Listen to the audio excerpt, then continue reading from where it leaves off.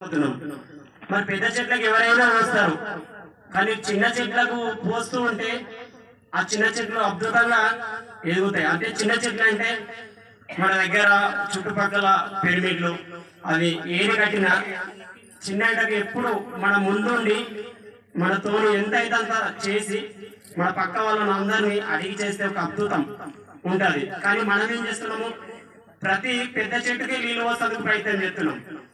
పెద్ద చెట్టుకు నీళ్లు ఎవరో పోస్తారు ఎక్కడైనా, కానీ చిన్న చెట్టుకు ఆచరిస్తున్నాం. మరి చిన్న చెట్టుకు ఆచరించి ప్రతి గ్రామంలో మాస్టర్ పిరమిడ్లు కావాలంటే ప్రతి ఊర్లో మన చిన్న చెట్లను ఆచరించినట్టు మనము పౌర్ణమి ధ్యానము, పౌర్ణమి అమాస ధ్యానము అందరం ఇలా ఈ వారం ఎట్లా వస్తున్నామో ప్రతి గ్రామంలో ఎంతమందమో పేర్లు రాసుకొని పౌర్ణమికి అమాసకు వారం కోసారో మడూరులో గ్రూప్ మెడిటేషన్ లెక్క ధ్యానం చేస్తే ధ్యానం వస్తుంది, అద్భుతంగా మాట్లాడగలుగుతాము.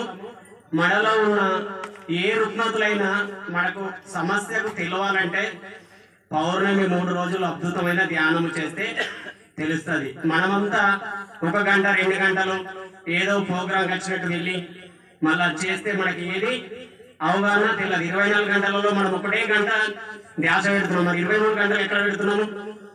ఆ ధ్యాస పెట్టడానికి కోసము మనకి ఇన్ననే ప్రకృతి ఉంది, పౌర్ణమి ధ్యానం ఉంది, అమాస ధ్యానం ఉంది, గ్రూప్ మెడిటేషన్ ఉంది. మరి మన ఊర్లో ఇప్పుడు ప్రతి ఊర్లోకి వెళ్ళి వచ్చారు, కనీసం ఒక 5 6 వచ్చారు. మళ్ళీ అక్కడికి పోయి ఎవరింటి కూడా వాళ్ళే ధ్యానం చేస్తారు.